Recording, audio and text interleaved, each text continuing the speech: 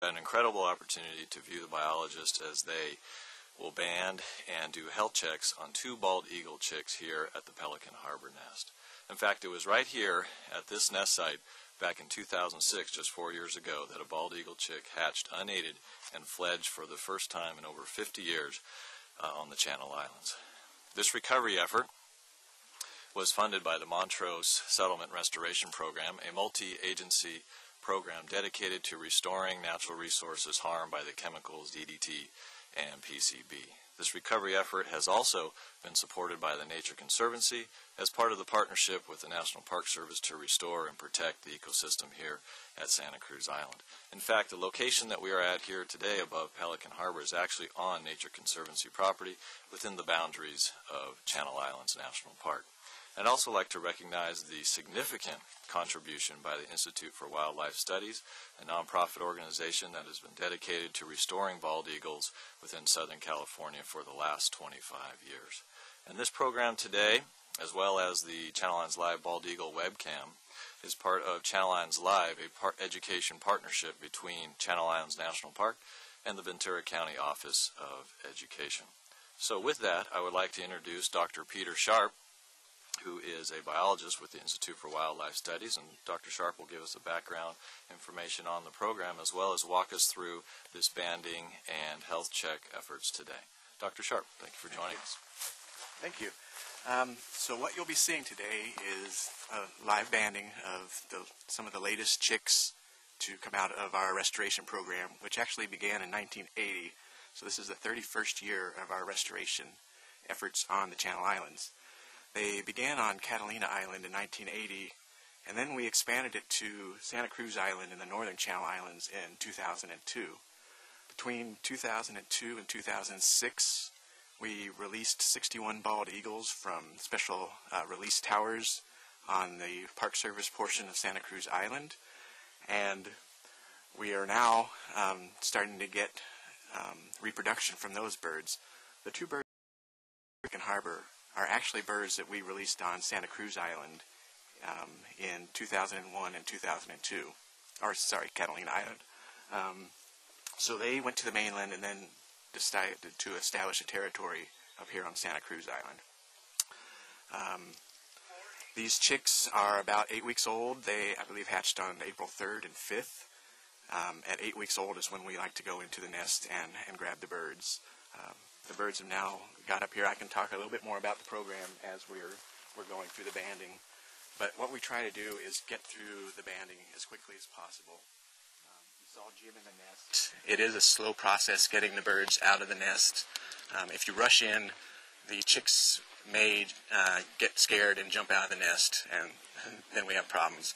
But as you saw, Jim's very careful, goes in very slowly, gets the birds comfortable, and safely gets them out of the nest. Let's see who we have here.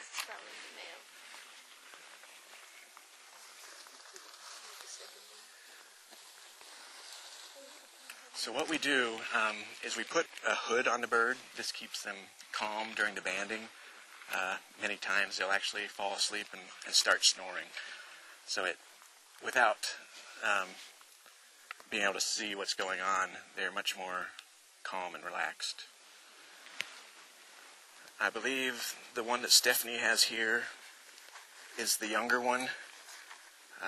It's smaller because of one, it hatched second, but also there was some pretty good sibling rivalry during the first couple weeks in the nest. So the bird in the other bag is the one that got more of the food and therefore grew quicker.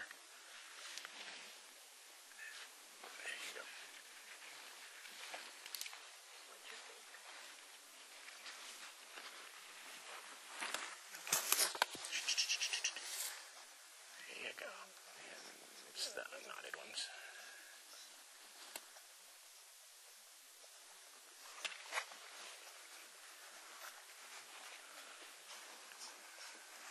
Okay, I've got the legs.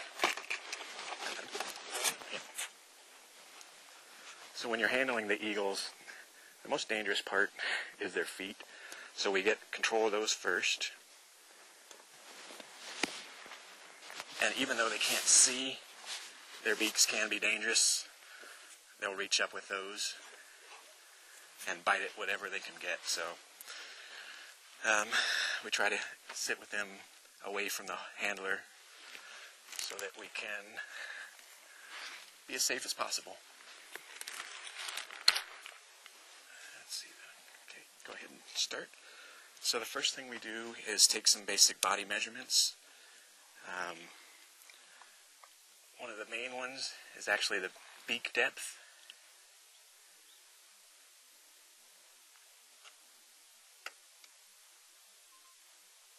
32.3 millimeters. Generally at this age, if the beak depth is over 32 millimeters, they tend to be females. This is 32.3, so we're going to band this one as a female. Let's do that one as a male. Of course, these measurements are never exact.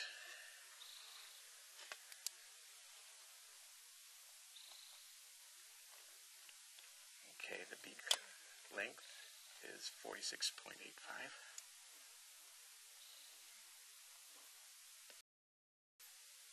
Then we take a few measurements on the feet and legs. I'll grab this one. Okay. We measure the length of the halix talon, which is the back talon.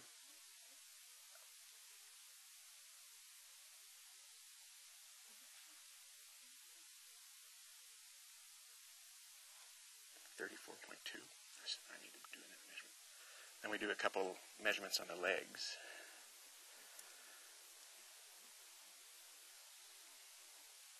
Lateral tarsus, 16.57.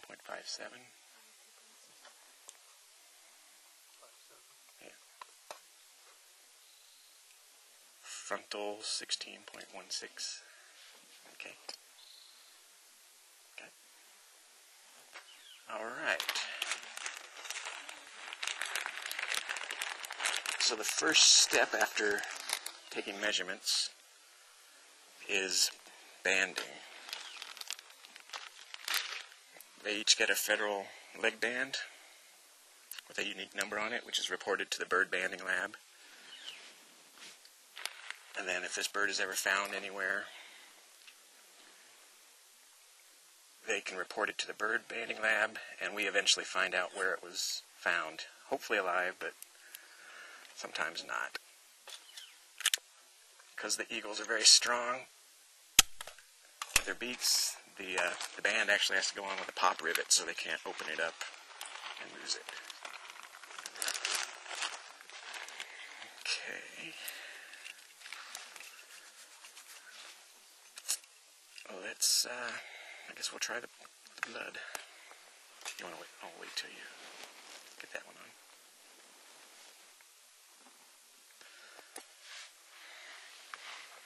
So, a little bit more about the project while Stephanie's putting the band on that one.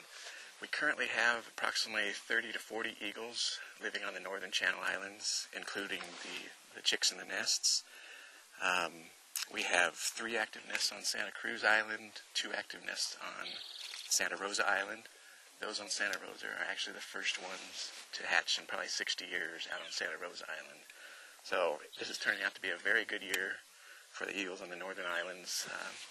Hasn't been too good the last couple years.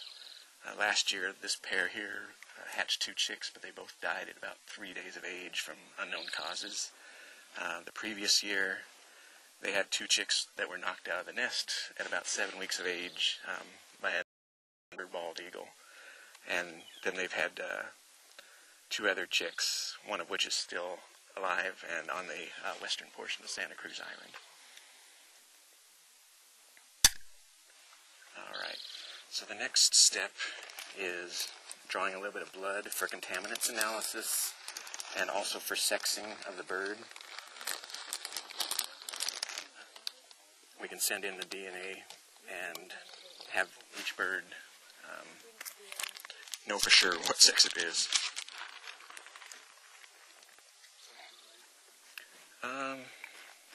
Since you're on that side, I think this is the